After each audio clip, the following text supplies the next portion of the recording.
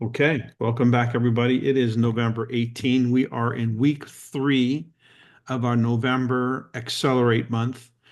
Um, and we'd like to pick up on where you are with respect to goals. Dave, you had that document in front of you? Do I have it in front of me? Yeah, for week 3. Week 3, what do we have as our criteria for week 3, if you don't mind? Yeah, okay, let me dig it up. I wasn't expecting that. But Monday night call, here we go. All right, so basically in week three, we're three-quarters of the way down the line. So we should be seeing some results based on the goal that was set, the activities that were done, and the plan that was put into action. So the first step that I would highly recommend that you do is you see where do you stand? How close or far from the goal are you? So again, it's what you put your attention on, you're going to get. So if you set the goal, say, was to go silver, and the required points was 6,000 points, and so in theory, you should be sitting somewhere around 4,500 points. If you did 1,500 each week, this being the third week, or you're halfway through the now going into the third week, kind of a concept. So somewhere between 3 and 4,500 points. So then what's left to be done would be the balance, and then what's been working. So this is a really critical activity of evaluation for all businesses. And because we're a home-based business, we kind of have to pay a little bit more attention because you can get easily sidetracked and let things go by and not pay attention and not understand what happens. So you want to be looking at, well, were you emailing? Were you calling? Were you going to meetings? Were you meeting people? What were you doing that was creating the result that you got? Because the key here is you're either going to strengthen that activity or you're going to tweak that activity. So if what you were doing isn't creating any results, then that's a simple answer. You know what not to do. If it is creating results, then you want to pour on the coals. I mean, this is what everybody does in business, and if they're managing it, is they're looking at what works and what doesn't work, and then they strengthen what does and what doesn't. And if anything needs to be tweaked or added, you do it quickly. And do you need help? Then, raise your hand. I say, I need help. I need this. I did, in a couple of my runs of going to certain goals, I always called for help, especially from the upline, because the upline are going to benefit from everything that I do. So why not encourage them to be involved with you? And now, sometimes at this point of the month, you may have latched on to a real key distributor. So you may have somebody that's you got the first week or two that's hot, ready to go. They want to fly. And so you've got to evaluate that in terms of your original goal and your long-term goals. So sometimes it just happens. This happens all the time. You get a hot shot and they want to go with it, and you sink your teeth into what they're doing. So just make notes that this is why you're changing what you're doing, because the indicators are that you can move on. So essentially that would be the idea of your third week, some form of that.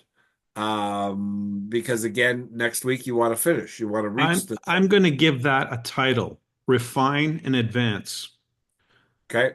Refine and advance. That's what we're talking about here, because you're it's like a GPS. You're making course corrections as you go. Because if you don't, well, then you're not refining it, and it's hard to advance if you don't even know what's working, right? Yeah, there you go. So that's it.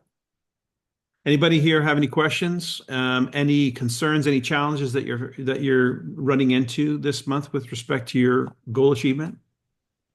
By the way, I do have some of the things I'm going to talk about, um, but we want to get this part of it assessed first. Anyone? Yes, Cheryl. I'm looking for partners and I'm finding customers. Okay.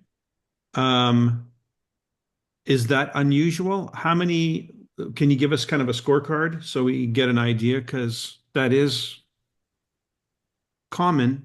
It's Okay, not well, that's good. unusual. Oh no, Okay. that's definitely part of the process. The question is, was the lead up to the conversation, to the creating interest conversation, that first conversation, did it create context for an opportunity to be in business with you, or was it very open? I'm looking for people to go through my five-step process. And the three of the steps is the Tuesday, Wednesday, and Thursday. Okay. They don't want to go through that part of the process, but they want to see what I have. So I'm trying to navigate, Okay. I don't want to Pause shun one anybody. second. Yes. Are you presenting prematurely?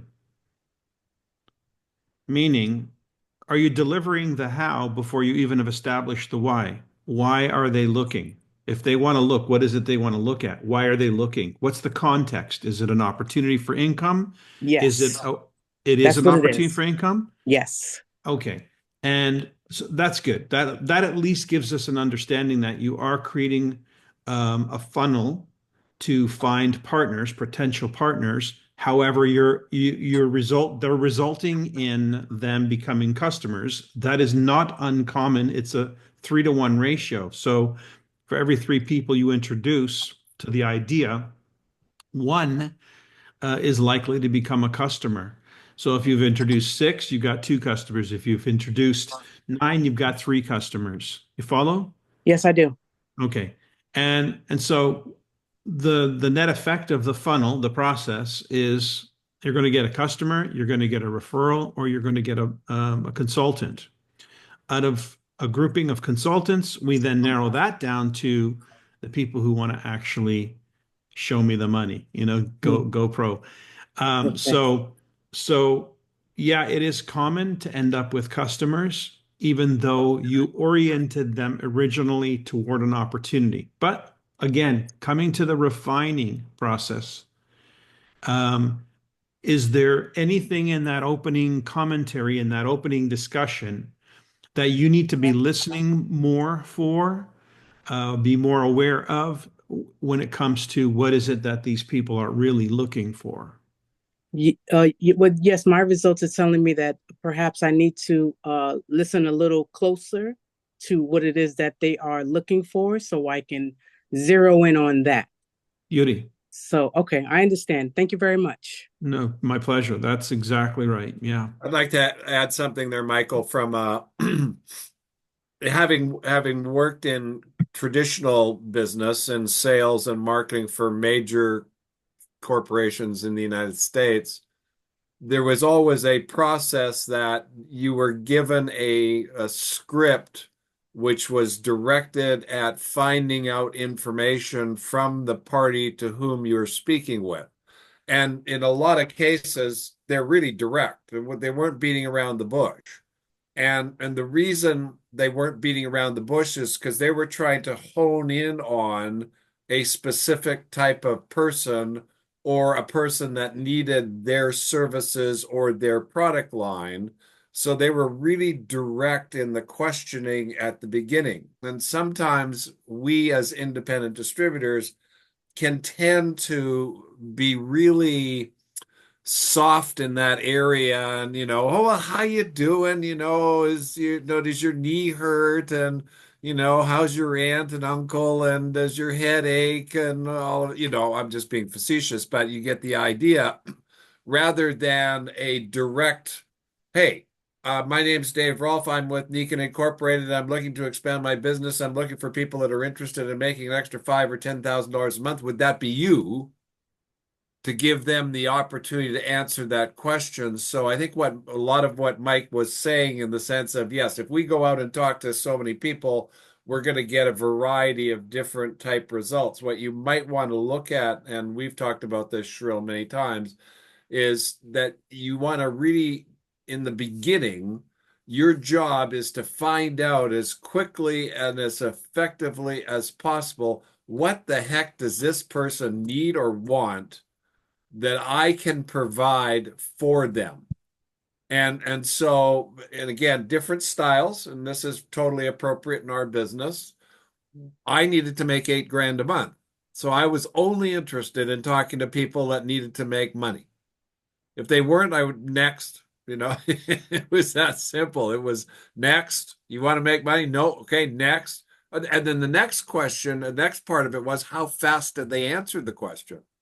So Mm. I also found out that if I asked the question, the person said, yeah, instantaneously, that was the guy because they could make a quick decision. They were right on top of it, and there was no wishy-washy. Well, maybe, because you don't want to get stuck in maybe, because maybe's dead end. It goes nowhere. Maybe I will, maybe I won't. Maybe I will, maybe I won't. Maybe tomorrow, maybe today, maybe next day, maybe next. Forget maybes. You'll just never get anywhere with the maybe. So you want a decision. Now, again, let's say the decision is no. Well, that's a good thing also, because what does that do? It causes you to go to ask the question to the next person. And so when we were trained in sales and marketing, it was our numbers proposition. You go over, you ask the same question over and over and over and over and over again, and then you get your answer. Now, does this mean you can't be nice? No. Does this mean you can't be helpful? Nope. Does this mean that you can't care about somebody? No. Doesn't mean any of that stuff. It just means you're very effective at getting your answer to the questions that you ask. Two things. One word that comes up is pivot. Can you pivot? If it's a no to the opportunity, can you pivot to the opportunity to improve their health and well-being? And write this down. Ask this question. This is a qualifying question. This is a really zeroing in qualifying question. When you discuss if they're interested in improving their finances and they say yes, ask this follow-up question. On a scale of 1 to 10, how serious are you about that? When you ask that question, what you're really asking that person to be is very honest with you because you're being very serious about that question. See, it's when they know that you're serious about the question that they actually kind of get serious about the answer. And then that helps you narrow it down again as to what they really want. And then, of course, if that answer comes with a 10 out of 10, that means you can demand a lot more of them. In other words, you can expect them to agree to a process of information, a full investigation, after which, and only after which, will you be open to hearing whether or not this is a fit for them. So if you say on a scale of 1 to 10, you are absolutely looking for an income opportunity, and I say that's fantastic because I've got one potentially that might be a fit. However, in order for you to know 100% whether this is going to work for you or not, I need to invite you through a process of information. It consists of this, this, and this. After which, and only after which, will you know and I know if it's a fit for you. What do you say? Does that sound fair? And then you get agreement. So now you got an agreement. The only agreement you're asking for is to do the full investigation. That's the agreement. Not whether they're going to join or not join, whether they're going to buy or not buy. No, it's the agreement to actually follow through on the process because the process does the selling. So that's the one thing that I think is super, super critical in this is to get somebody to agree to going through an investigation full on, after which, and only after which, see, I stress that twice. Anytime I want somebody to make note about something, I say it twice. Then will we know and will you know if this is a fit? And oh, by the way, add this also in your script. This may not be for you. But as we're going through this, you may think of someone. Make note of that who might benefit. So one more point to this, Michael, as well. If you look at yourself for a moment and you look at your life and see, do you have a problem with something in your life currently? And then you ask yourself the question, do you think about that problem all the time? And do you think about having a solution for that problem? And or do you try and bury it? Do you try and hide it? Do you try and stick it in the closet? Do you try and think about other things? See, the way this thing works is that if you have an issue that you can't solve, it doesn't go away until you come up with a solution. So the beautiful thing about what Michael's saying, the beautiful thing about what I'm saying, is when you ask the question and you restimulate the problem solution concept in that person, then their ears are going to go like this. What do you got? What do you got? Tell me more. So the real key and the magic in this, and I told this story many times, is I called this banker in Kansas and I was pitching him on a deal, and it was all telemarketing. And I pitched him on the deal for $10,000. I asked him the closing question, let me get you started. And then I was trained to shut up. He who speaks first loses, theoretically. It's, you get the sale or you get the close. Well, 7 minutes went by, and then finally, after 7 minutes, which I thought was an eternity, he says, okay. And I'm in my office. I'm jumping up and down. I'm signaling the manager, "We got one." So, send FedEx. We did the paperwork. The check was picked up. Was in my office. The next day, there's $2,500 commission. So, again, it was what caused all that.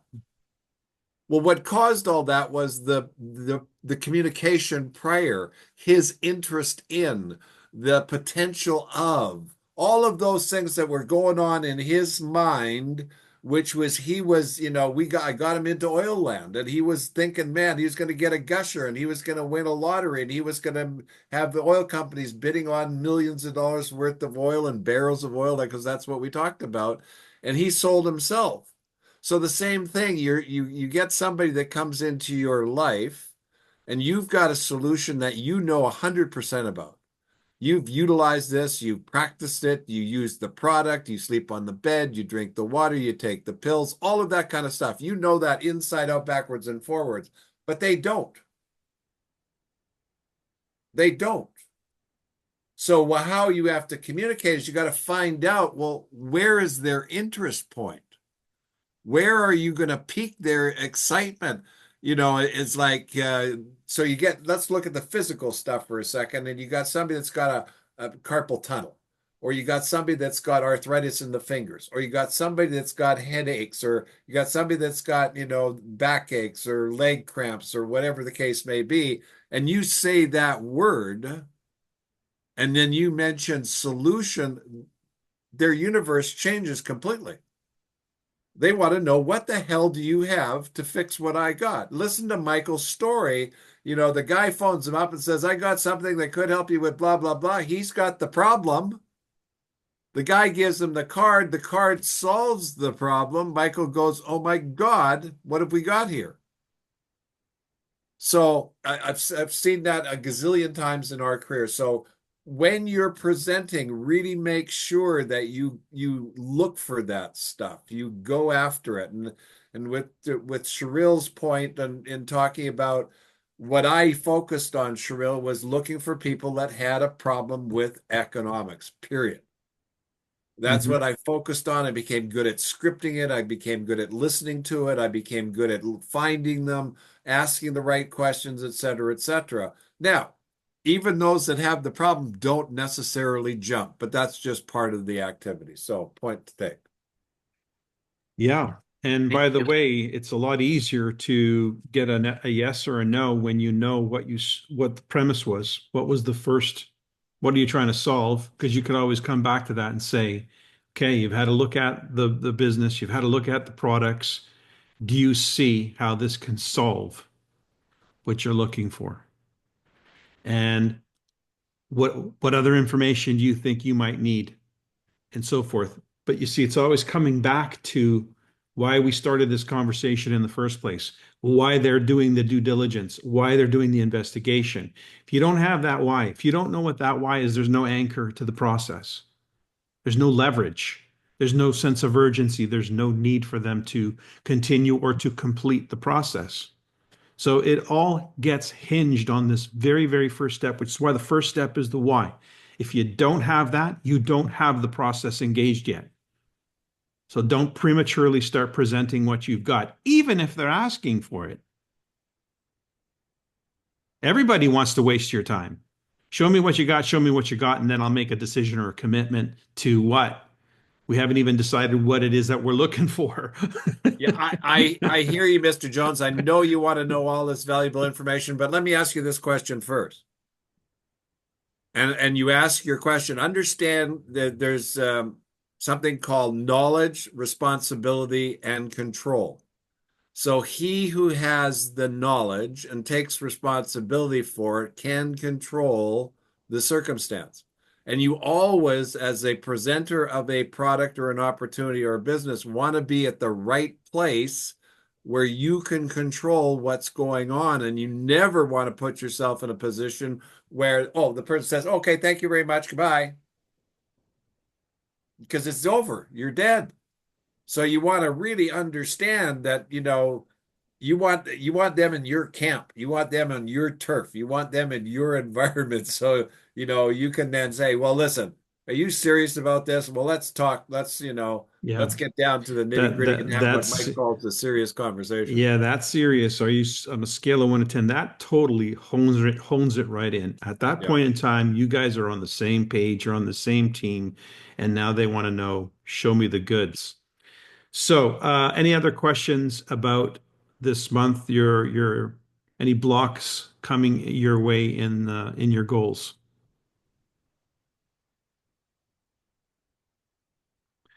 Okay. We had a Seiko Kai this weekend. It was a good one. And I hope you've seen the recording. If you haven't, watch it. If you haven't seen the whole event, definitely share Best that. one yet. Yeah, good one. Short one, short and sweet, good for prospects. Um, I will definitely be using the PowerPoint slides that I created to see if I can pare down the Balanced Life, Happy Life presentation a little bit more so that it's a little bit more streamlined and less overwhelming. That you can expect by next week. Um, I had an interesting experience. So I did this brand workshop with I think I mentioned this last week, but I did the brand workshop with um, what's his name? GoPro, Eric Worre. And there was some really good there was really good information about this that I'd like to be able to share with you in terms of my notes, my abbreviations for it. And I did mention last week, I think I mentioned, tell me if I mentioned this, there was a fellow that was making $500,000 a month. Did I mention that guy? Okay, so one of the people that was brought up to speak in this 3-day workshop was a young gentleman from Italy operating with a network marketing company in I think 5 countries in Europe, Germany being one of them, and a few other Slavic countries, and Italy. Anyway, the point I'm making, what was really cool about this was this guy had only been involved with network marketing as a profession for 4 years. So he was new to the industry. But he built a team of over 100,000 people in those 4 years, and he's earning $500,000 a month. What's so cool about that is he's, I think, probably in his 30s, if I'm not mistaken, in his early 30s. Good looking, young, very, very articulate.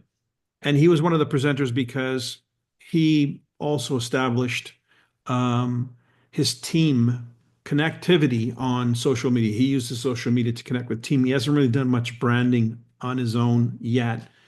But the point that I got from that, the excitement that I got from that is if there's any question in anybody's mind about network marketing as a business, as an opportunity, as a vehicle, show me any business that a person with no experience in the industry can up and come in 4 years, develop a business generating $500,000 a month in income. No overhead, no big investment, no infrastructure other than what was assembled already. So I think network marketing is going to see a comeback in a lot of ways as more and more people start to realize their options are limited. It sounds good. Social media, everybody's selling you, your 15 minutes of fame and how you can capitalize on that. But there's not a lot of success in that. And network marketing, especially if you're dealing with a company like Nikken, which has legacy, has history, and has a unique approach in the market to its products.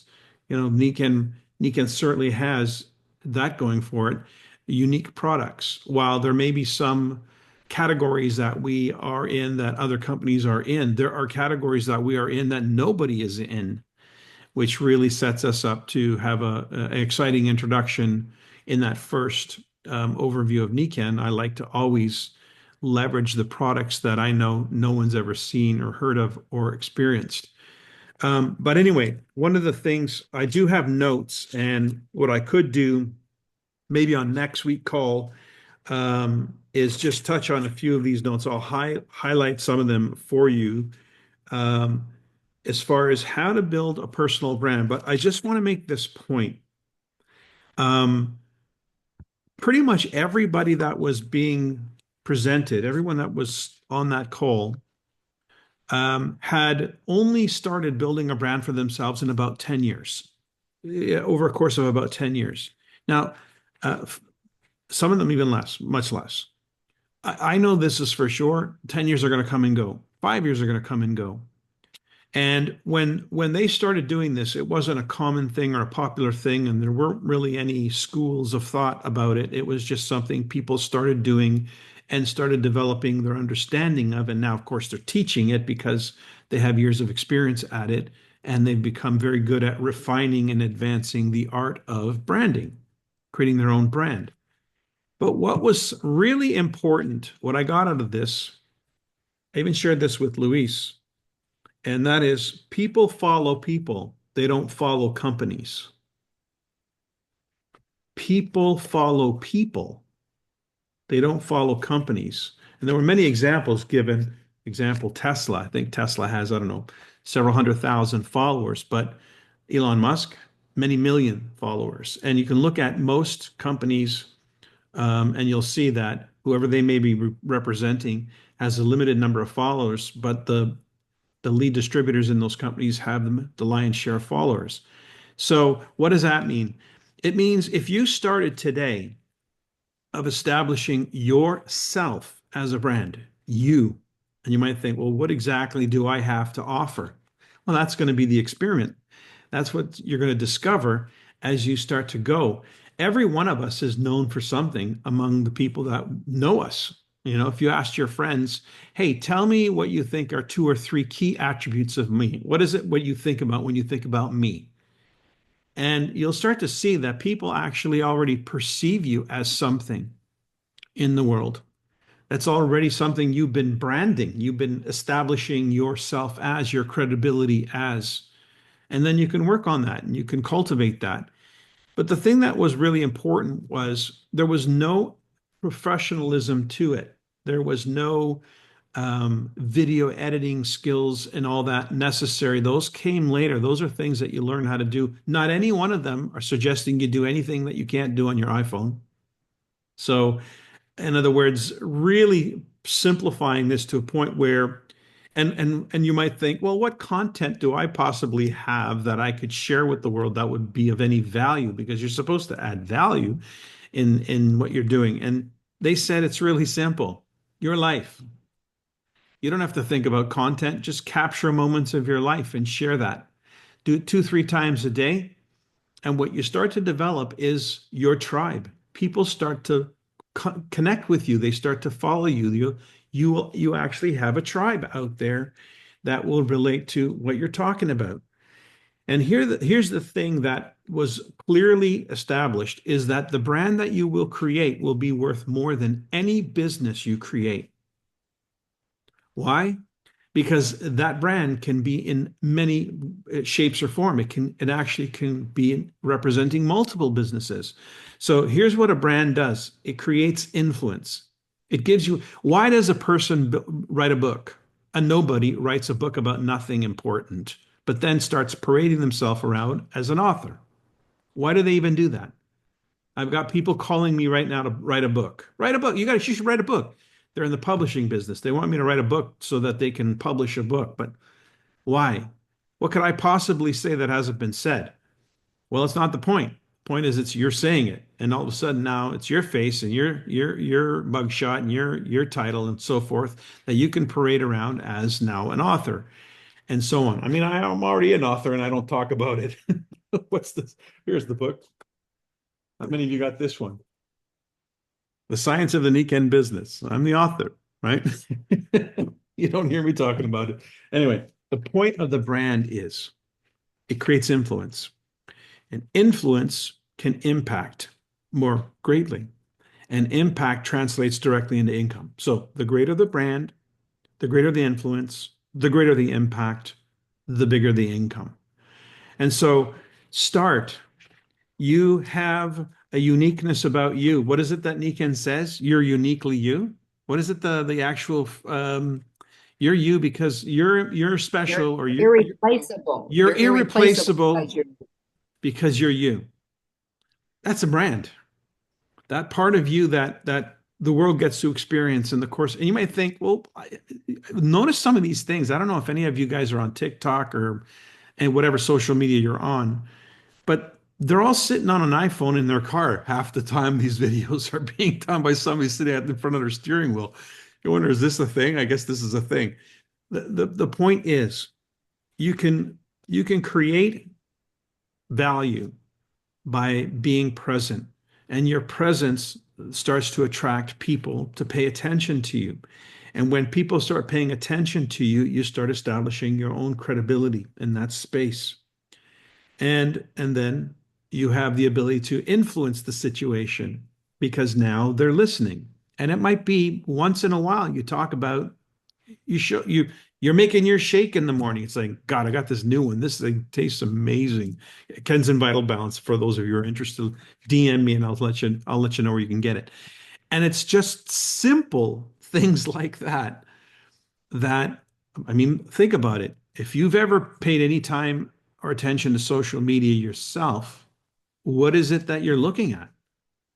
What's getting your attention? I can assure you it's somebody talking. Static ads are not important. They're not getting anybody's attention. Digital advertising, boring. Nobody pays attention to that. But videos, people talking.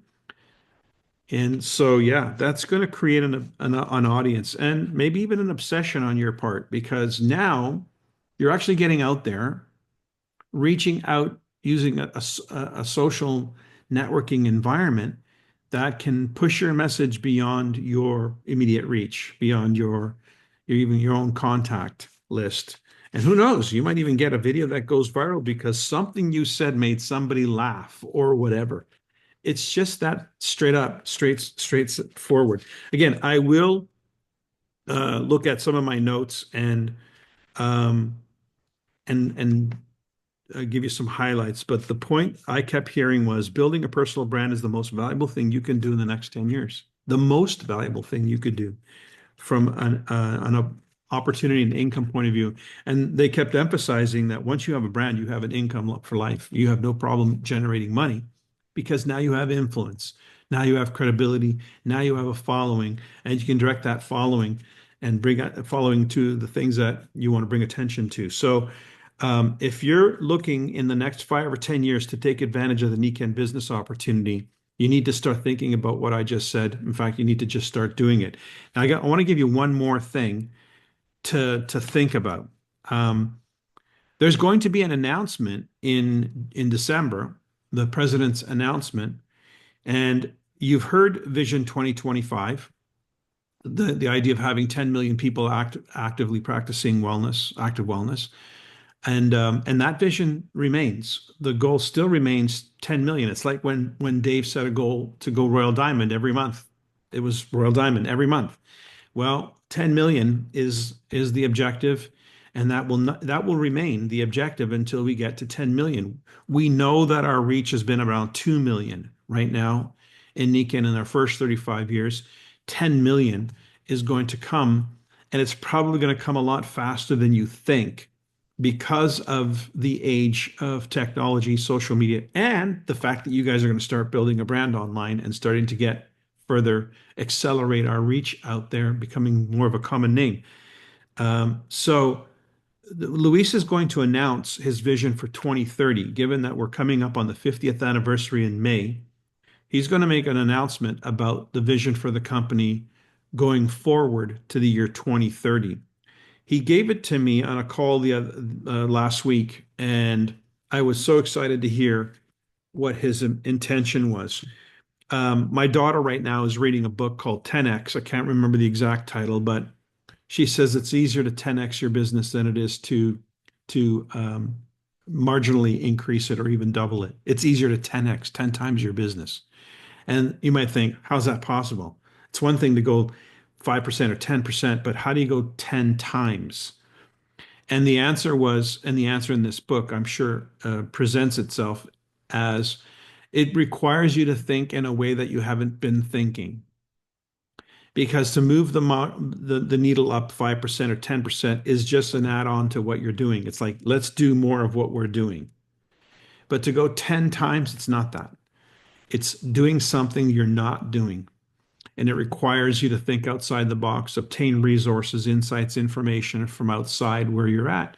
And so if you set an objective to 10x your income, then it's going to move you into a flow of information from inside and outside that is going to expose you to situations and circumstances and people that you've not yet been exposed to that will create the means to 10x your business. Well, Nikken has a commitment to do that by 2030, to 10x the company. Now, that means, of course, what does it mean for Nikken to 10x itself? It means that the field has 10x'd. The people creating the business has 10x'd, 10 times. So if you don't have a very big goal, you're going to miss a very big chance to be part of this 10x experience. And maybe now more than ever, you should be thinking in terms of who should I be introducing to this who wants a real serious opportunity, a real serious possibility to generate a huge income stream, a huge business, a presence, an impact. Start thinking in those terms. Because when you have the company saying it out loud and they're building the infrastructure to actually achieve it, and you're going to see things in March where that's concerned, then all of a sudden it's going to become, oh my goodness, I don't want to miss this. And if you were a part of the first wave, you knew what it was like to get caught up in a wave. You kind of get swept away and things happen. And it's like you can't say the wrong thing to anybody. It just seems to always go your way. The business moved very, very quickly. This is the age we're coming into. This is the era we're coming into. It will be very evident in 2025 that what I'm saying to you today is the truth. You're going to start to see that because energetically something's changed. There's a shift. And internally, Nikken's hardwired differently. And they're now expressing differently. And we're now getting insights and training differently. So all of this comes together to create a legitimate business offering that you can share with somebody who, like that kid in Italy who's making $500,000 a month after 4 years, somebody sponsored this guy. Somebody had the courage, the insight to go up to this guy and say, hey, what do you want? What do you really want? If I could show you, would you be interested in looking at it? And so they're out there. They're out there. And it would be nice if they were in here and part of our collective experience and in your downline, no? So yeah, I think it's high time that we raise the stakes. We raise the bar on expectations. We start thinking big, not marginal, not 10% increase or 20%. We're talking about 10x, 10 times. Now, I want you to imagine for a second if I want you to take the best check you ever got in Nikken in your mind. Okay? Best check you ever got in Nikken in your mind right now. Now multiply that by 10, meaning add a zero to it. How does that feel? Is that something you want to have sooner than later? Now, if you've got a small check, a few $100s to add a zero, that's not a huge change in Nikken. But if you've had a 5-figure check and you add a zero to that, that's a 6-figure check. Dave, have you had any 6-figure checks? And so have I. And I'll tell you, it's a lot easier to make things happen with your family, with your friends, with your whatever your other situations in life when you can add a zero to your check. So, what we're doing here is refining your ability to manage what's coming and helping you hone your skill to be on the leading edge of making it happen for you, not for somebody else. So start the idea of a brand, because 5 years from now, you're going to look at yourself on Instagram or Facebook, wherever it is and do it on all of them. It's a phone app. It's free. It doesn't cost you anything. And you can post the same thing on all platforms. If you're looking at my Instagram or my social media, you'll see I'm plastering my son's stuff all over the place. It's just crossing it across the board to get it out there.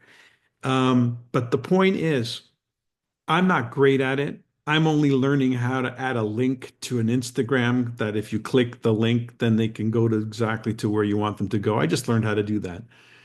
Nobody here is an expert, but if you start 5 years from now, you won't recognize you.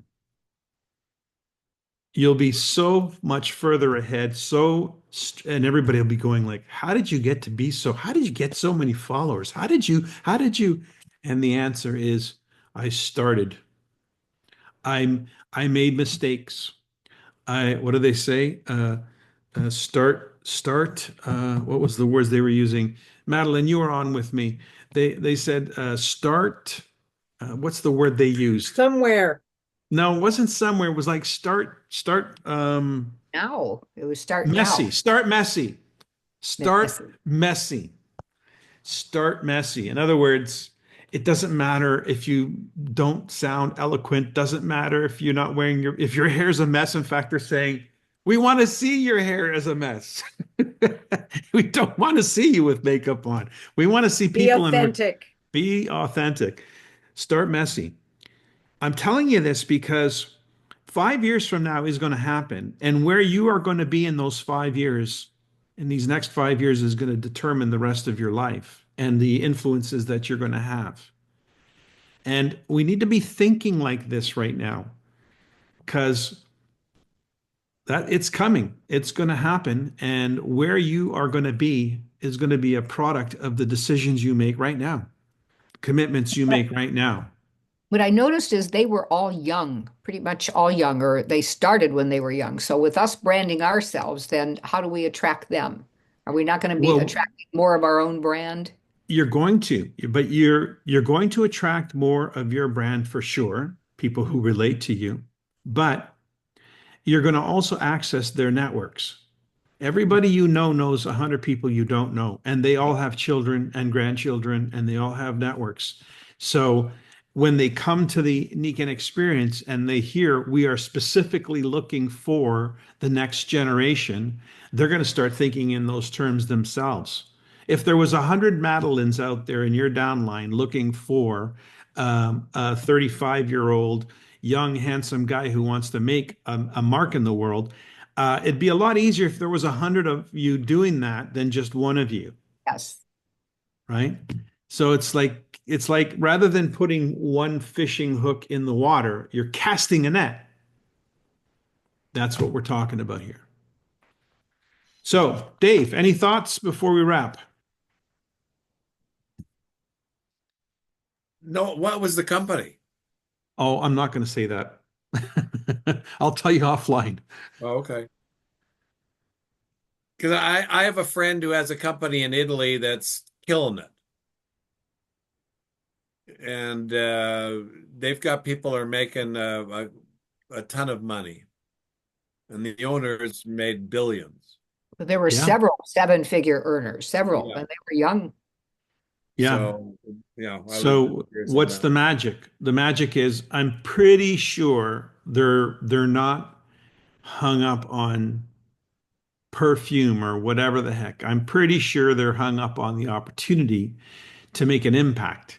The means, the mechanism is not what's driving it. It's the motivation. Sure. It's the Absolutely. motive. So the why is the motive. That's what we talk about. The why is the motivation.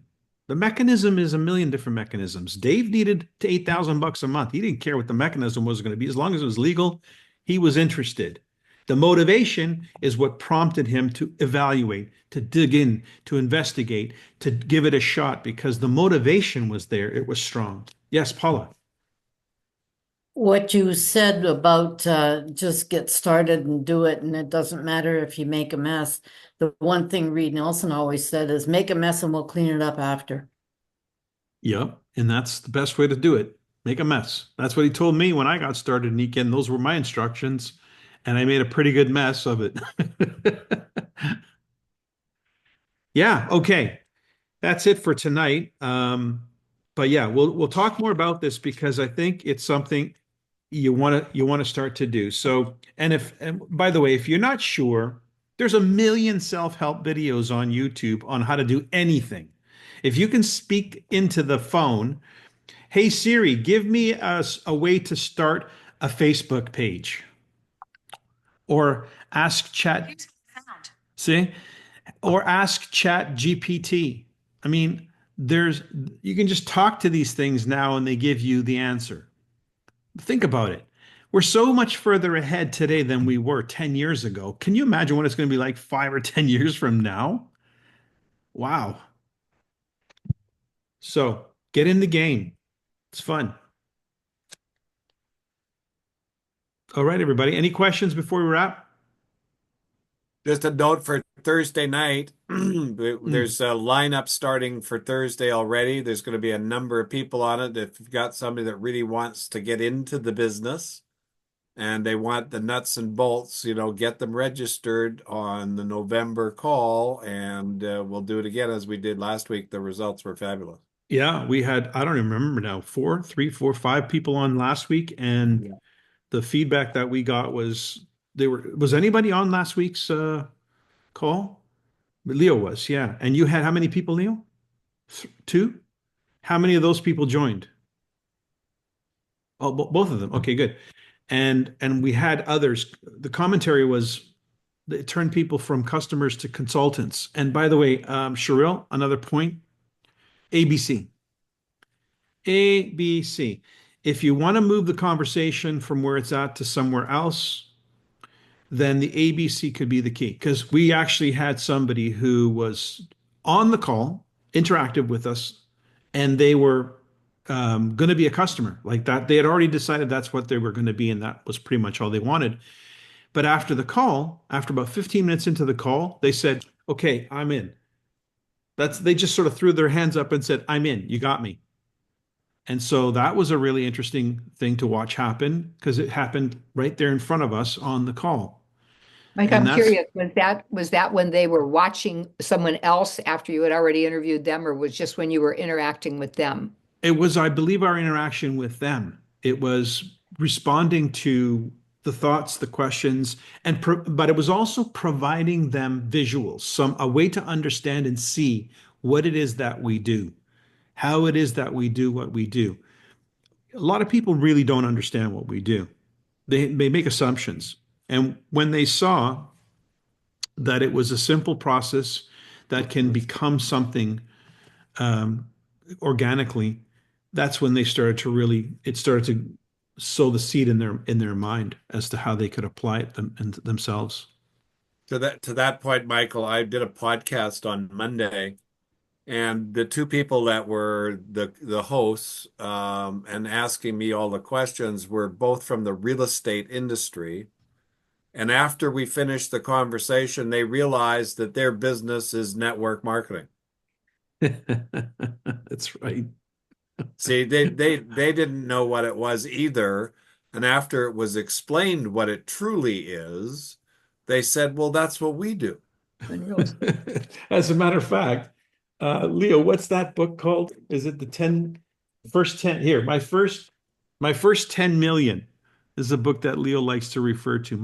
It's really thin. Look how thin it is. It's tiny. And what it is a guy describing I think it's his family business, where they're real estate brokers. And he's describing the real estate brokerage business and to a T, and it's all about the parallel of this to network marketing. It's Right. identical. And So, but behind the scenes, their company actually is set up as a network marketing company, but they didn't tell anybody. That's funny. Go figure. Go figure. Can you imagine what would happen if Uber actually set up as an MLM? How fast they would, well, they're already fast, but what would happen next? Anyways, there you go, guys. We're on the cusp of something. I can feel it. Can you feel it? I'm in. All right. Have a great night, everybody. Thank you. Talk to you guys later. Thank Thank you. you. Good night. Bye, guys.